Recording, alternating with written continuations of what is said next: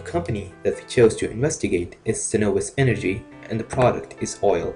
Cenovus Energy is a Canadian oil company, and their main operations are oil sands projects in northern Alberta, Canada.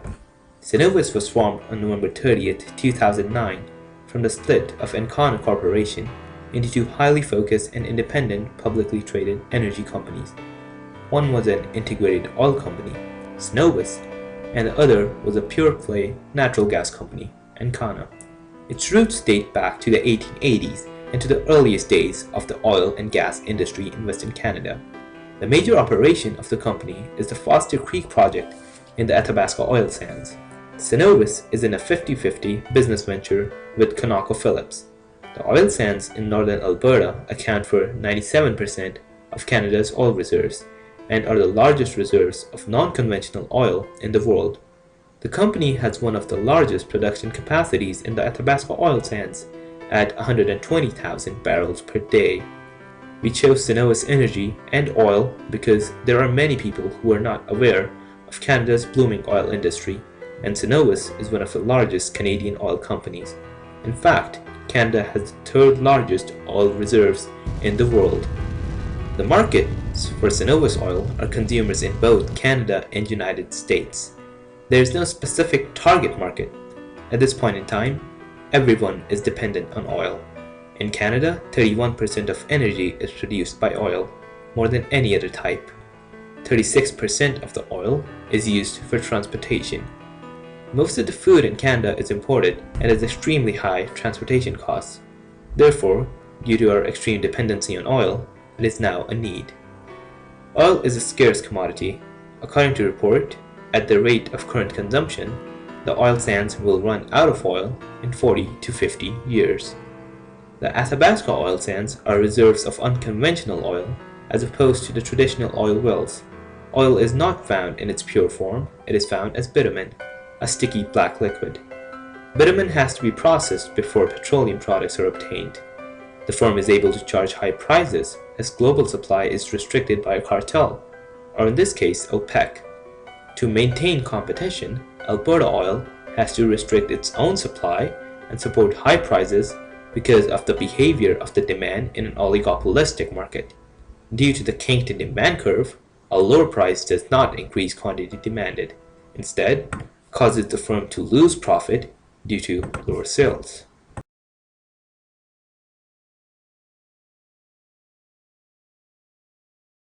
Cenovus operates in an oligopolistic market structure.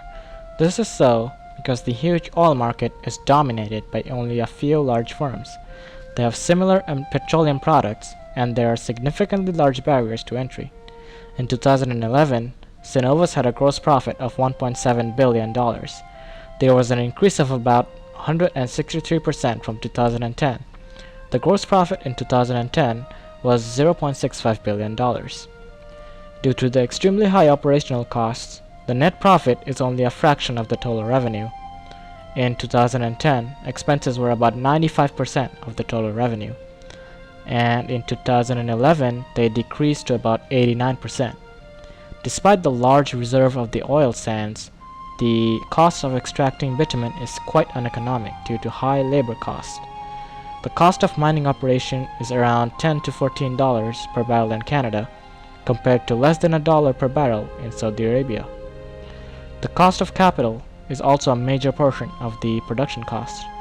Each new operation costs around $18 to $20 per barrel, without including the cost of refining the bitumen into synthetic crude oil.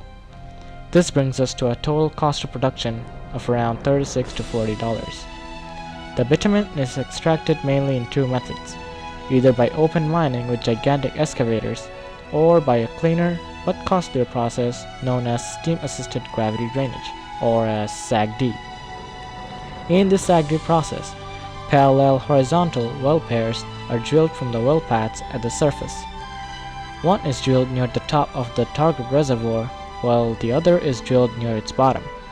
High temperature steam is injected into the top well, causing a steam chamber to form and heat up the bitumen, allowing it to soften. The heated oil flows more freely, and the melted bitumen flows into the lower well due to gravity.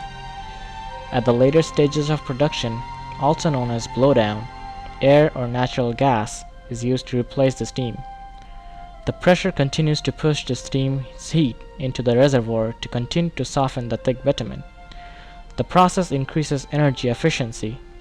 The melted bitumen and the residual water is later pumped into the surface using artificial lift. Although Alberta's oil is a capital-intensive industry, it does employ a considerably large amount of workers, ranging from low-skilled to high-skilled labor. In Alberta, more than 140,000 workers are employed in the oil industry. The industry provides a wide range of job opportunities, like a low-skilled field worker to a high-skilled engineers, and also other administrative positions.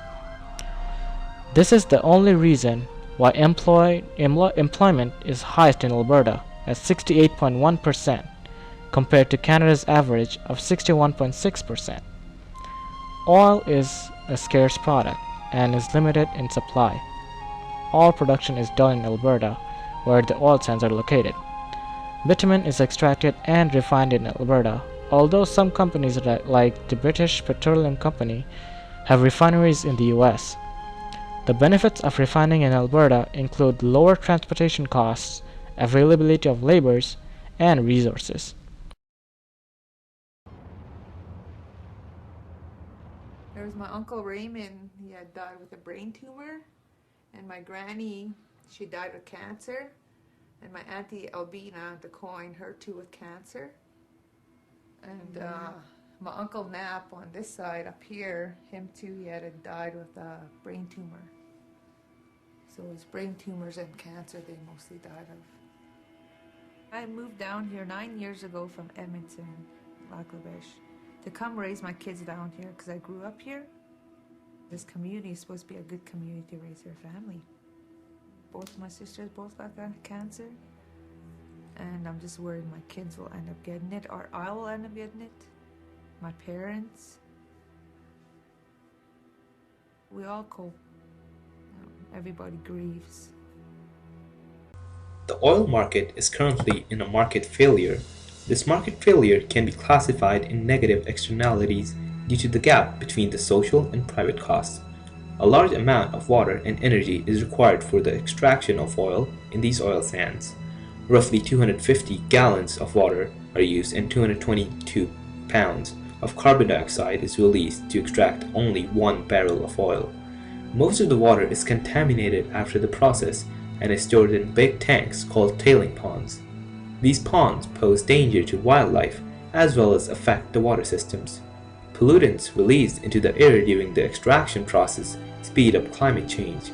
The extraction method used is highly controversial as it severely damages the environment and affects the inhabitants. Many environmentalists are against the oil sand extraction method because of the large level of land degradation. In short, the social costs are greater than the private costs. The operations of Cenovus have had both positive and negative impacts on society. They provide a wide range of job opportunities to people willing to work. However, the operations upstream pollute the river water and affect the water supply to the people living downstream. The greenhouse gas emissions are also criticized. Despite tremendous GHG emissions in the oil sands, Cenovus is one of the leading companies in the market to promote and practice the safe storage of carbon dioxide. In addition to open mining, they also use steam-assisted gravity drainage for extraction. This process uses less water, less natural gas, produces lower emissions, and has lower costs. At this point in time, the oil sands operations are highly criticized by consumers and environmentalists alike. The steps by Cenovus to reduce greenhouse gas emissions and harm to the environment are an attempt to protect their market and consumers. If they hadn't taken these steps, they would have lost consumers because of the lower demand.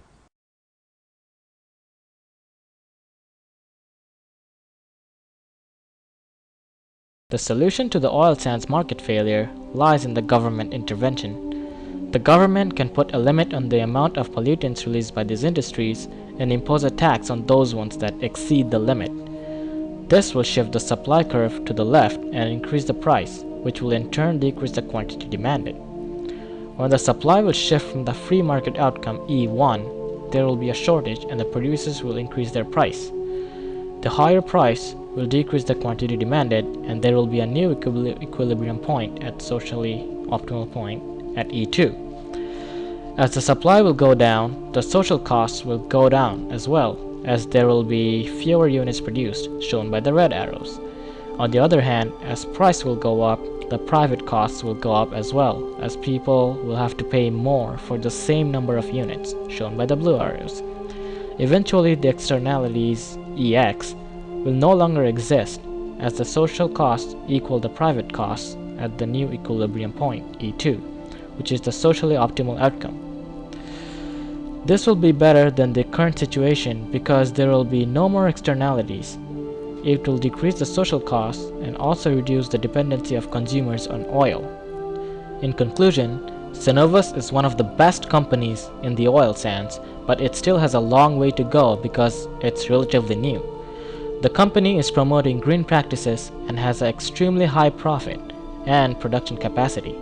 Cenovus should continue working towards lowering its carbon footprint. This should encourage other firms to do the same. On the other hand, we as consumers should practice conscious consuming.